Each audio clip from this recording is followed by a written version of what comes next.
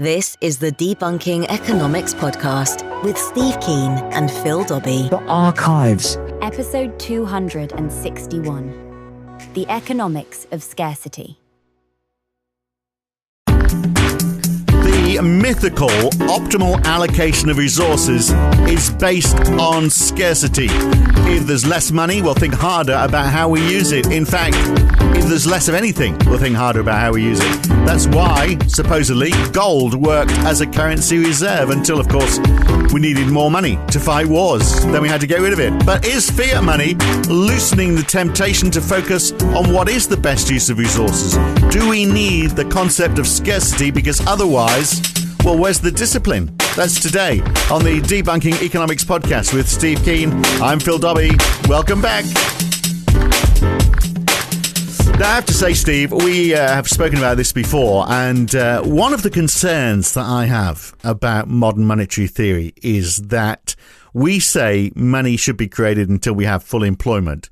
But how do you determine how that money is spent? It falls, and we talked about this last week, didn't we? It falls into the role of the government rather than the markets to determine that. So that's not really economics, is it? No, it's certainly not economics as we've known it. Well, the economics as we've known it should no longer be known. I mean, if you know the final four words of my next book, "It's got to go," and it is neoclassical economics, and a lot of it revolves around how to think about scarcity and about money. But if you say we're going to create more money because we can, and we have less of a concern about scarcity or the resources are managed centrally, I mean, you are getting pretty close to communism.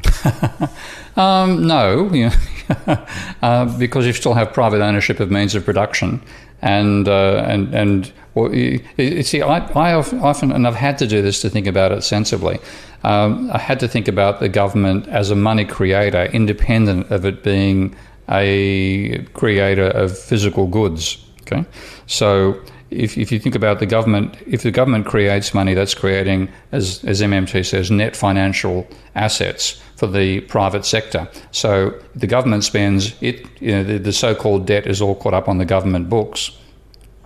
The private sector gets money that is not attached to a debt for the private sector, which is what happens when the private sector borrows from private banks. So you get effectively getting tokens that you can use to circulate, and the turnover of those tokens can create wages and profit and interest in the private sector. So it's part of providing the monetary mechanism of a capitalist economy. If you don't do it with the government doing it, then you've got to do it with banks doing it. And if banks do it, then the money that you get, if you borrow money from a bank, for every dollar you borrow, you get $1 worth of debt. You get zero net resources created for the non-bank sector. And you then, when you look at if you look in terms of equity, as I define it in the way I do my macroeconomic modelling, which is the net sum of your claims on the rest of the world versus the rest of the world's claims on you. So I'm leaving out stuff people own outright. It's stuff which involves a claim on somebody else and a claim back on you. The sum of all claims on everybody else is zero. Okay. Now, if you then look at the assets and liabilities and equity of each group, banks are required to have positive equity. So if banks have positive equity, the rest of society has identical negative equity. Now, in that situation, some of us perform quite comfortably with negative equity because we've got to turn over the money we have in existence. But you look at you do your sums. Oh God, I owe more than I'm worth. I better spend more slowly. And what you get out of that is a tendency not to use money for what it should be used, which is for exchange. So in that sense, I'm in favour of government money creation. And looking at it that way, the best thing a government can do is provide money to people for things like education, fully fund public health, and then the money that's created that way is spent by students, university lecturers and staff, doctors and nurses into the rest of the economy, and that provides, and on green projects as well, of course. So but the thing is, if the government's actually deciding what the money gets spent on, then you've got your issues about whether they're the right place to do it or not. Yeah. Well, so it is still a big question mark, isn't it? But if the alternative is, as you say, is that the banks create the money.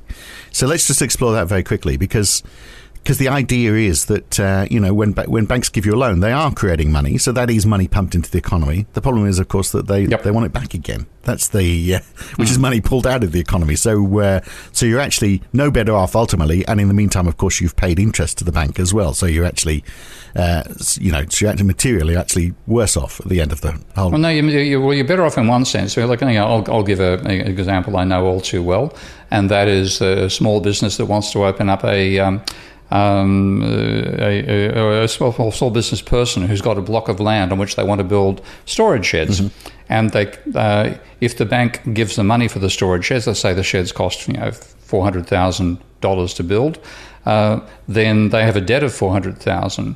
But that $400,000, and they've got to pay interest on. Let's say it's 10%, so they're paying $40,000 a year. Now that $400,000 is then injected into the community where that shed is built. And if that money turns over twice, I'm going to just make it simple, twice a year, that $400,000 of cash generates $800,000 per year of income. Right.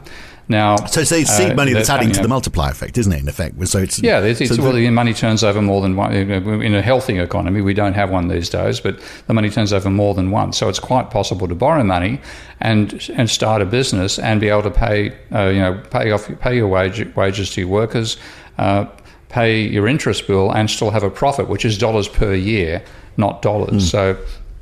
It's still beneficial. You can have a system operating that way. It's just that it creates perverse incentives for non-bank private sector, because by definition, again, if you just had a pure credit economy, because the banks have to have positive equity, the rest of that society has negative equity, and then you get, I think I might try to get out of being a negative equity. I know what I'll do. I'll go borrow some money off the bank again and go and buy shares. And then you drive up share prices and you do your notional calculation of what your assets are worth, where if you sold the shares for the price they currently sell at, then you would have X amount of money in your account. You do your sums. I'm at positive equity. Isn't that wonderful? You've got a Ponzi scheme going called 1929. But you could fix that with regulation, though, couldn't you? If you go back to that regulator, where's the government? Yeah, it should. Got you. And this is the pub joke time again. But the fact that back in the pub. The fact they're not doing it exactly. But but if you take the example of the warehouses where you wanted some money to invest, and then that helps add to the velocity of money, and it helps the economy and it employs people, so that's all good. That money came from the bank and from investors, presumably because they saw that there was a business model here that was worth investing in. Better that the commercial sector does that than having to go to the government and having a government bureaucrat saying, I'm not quite. Well, we've done 4 warehouses this year. We're not doing any more. Well, yeah, and that's the problem. I mean, the classic instance there, in terms of when the government does the spending or decides who it gives the money to for spending. The best comparison I think we've got right now is the space race, where I think it's called UAL, the ULA, Universal Launch Group, or whatever it's called. It's Bezos is part of it, I think, but it's Boeing and et cetera, and they're the ones who are building the rocket that's supposed to take American astronauts back to the moon, where they will then exchange into a SpaceX capsule to go down to the surface, or SpaceX. What do they call the Starship? Now, when you look at the business model there, Elon Musk has built 15 prototypes of actually 20 now. They're up to prototype number 20 anyway, of starships, and they're all coming out at a matter of millions of dollars each, whereas the first ULA rocket is still being built and is coming in the billions. And what you've got is all the rorts, and it's the money that's been created for it is being allocated to different states, sort of state largesse. It's an enormous rort, and that's the sort of thing people complain about when they see the government doing this sort of thing. And in terms of the best intellectual argument I've seen pulling apart why that's a bad thing is work by the brilliant Hungarian economist János Kornai, when he talked about soft versus hard budget constraints. Now, if you're actually doing it for the private, largely private sector driven, which is what you can see Musk is doing, he's got a very hard budget constraint, and he's therefore doing it as not just because of that reason alone, because of personality, but he's doing it cost effectively.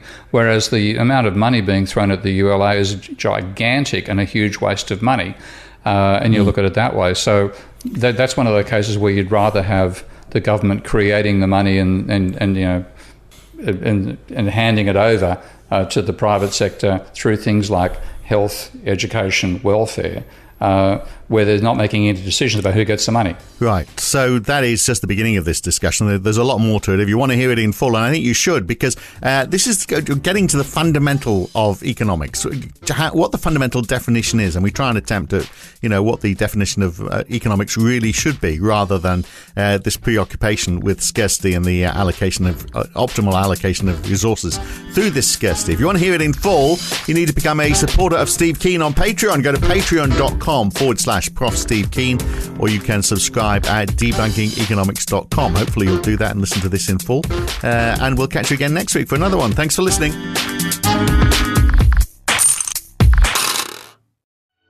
If you've enjoyed this podcast, then please share it with your friends, like it on YouTube, and subscribe to this channel.